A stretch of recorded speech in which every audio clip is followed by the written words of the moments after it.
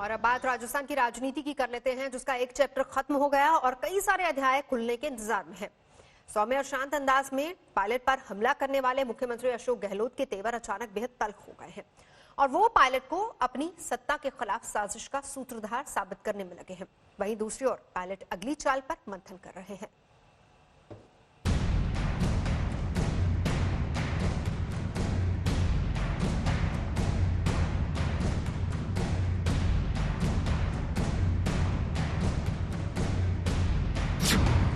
क्या पायलट और गहलोत फिर से दिल मिलाएंगे?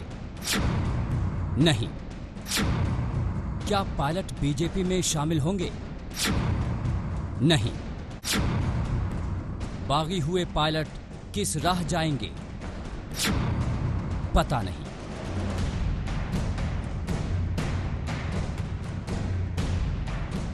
पायलट और गहलोत की तलखियां खुले तौर पर इतनी बढ़ चुकी हैं कि अब खाई पटने का तो सवाल ही नहीं उठता।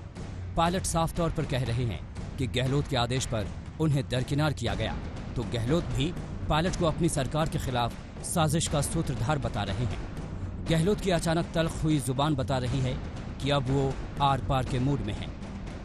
हमारे यहाँ पर डिप्टी सीएम हो, पीसीसी प्रेसिडेंट हो, वो खुद ही डील करे। अगर मान लो मुझसे मोबाइल नंबर दीजिए, हमें नाम दीजिए, हमें षड्यंत्र में शामिल हो, वो सफाई दे रहे हैं। नहीं, हमारे यहाँ कोई हॉस्टलिंग नहीं हो रही थी।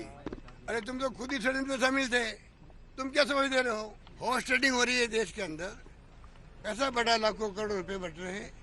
परसों के रोज में ड्रिलिंग करी जा रही थी जयपुर के अंदर, राजस्थान के अंदर। हमारे पास खबर है, हमारे पास प्रूफ है, उसका ही प्रूफ है। 20 करोड़ का सौदा किया जा रहा था। ऐसी स्थिति हो रही है कि एसओजी ने नोटिस दे दिया आपको। वहीं पायलट के निशाने पर भी सिर्फ और सिर्फ गहलोत हैं। उन्हें किसी और से कोई शिकायत नहीं है। आप अशोक गहलोत से क्यों नाराज हैं? मैं उनसे नाराज नहीं हूं। मैंने कोई खास ताकत की मांग नहीं की। मैं सिर्फ ये चाहता था कि राजस्थान सरकार जनता से किए गए वादों को पूरा करे। सत्ता में आने के बाद गहलोत जी ने कुछ नहीं किया। उन्होंने मुझे और मेरे समर्थकों को राजस्थान के विकास के काम करने का मौका नहीं दिया। अधिकारियों को आदेश दिए गए कि वो मेरे आदेशों को न माने। मेरे पास फाइलें नहीं आती थी। कैबिनेट और कांग्रेस की बैठक महीनों तक नहीं हुई। ऐसे पद का क्या फायदा जहां मैं जनता से वादों को पूरा न कर सकूं। हालांकि इंडिया टुडे मैगजीन से पायलट ये भी साफ कर चुके हैं कि वो बीजेपी से हाथ मिलाने नहीं जा रहे। लेकिन गहलोत कह रहे हैं कि होना तो यही था, लेकिन चाल फेल हो गई। देखिए, इनका प्लान जो था वो फेल हो गया। ये चाहते थे कि बीजेपी में जाने के लिए कोई विधायक तैयार नहीं हुआ। इन्होंने एक साल से कोशिश कर ली, तब जाके इन्होंने अपना प्लान बदला। बीजेपी के नेताओं से बात करके तय किया कि बीजेपी में कोई आएगा नहीं, हम नई पार्टी बनाएंगे। गहलोत के हमलों के साथ ही पायलट एंड कंपनी की कानूनी घेराबंदी भी शुरू हो गई है।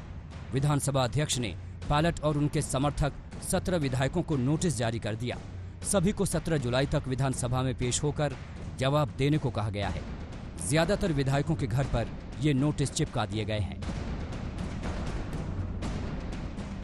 लेकिन कल तक पायलट का खुली बाहों से स्वागत को तैयार बीजेपी अब गहलोत सरकार के खिलाफ अविश्वास प्रस्ताव नहीं लाना चाहती। हम नहीं करेंगे, अभी हमें देखेंगे। अभी उसकी सारी परिस्थितियों पर निगाह हमने रखी है और भी चर्चा चल रही है। उसका जो भी संवैधानिक पक्ष होगा उसको फॉलो करेंगे। शतरंज के खेल में कई चालों का असर आगे के खेल में दिखता है। पायलट यही रणनीति अपना रही है, लेकिन गहलोत अपने रास्ते का कांटा तुरंत निकाल फेंकने पर आमादा है। हालांकि सूत्रों का दावा है कि गहलोत के ये तेवर खुद कांग्रेस हाईकमान को भी रास नहीं आ रहे हैं। जयपुर से शरद कुमार और दिल्ली से मौसमी सिंह के साथ आज तक ब्यूरो।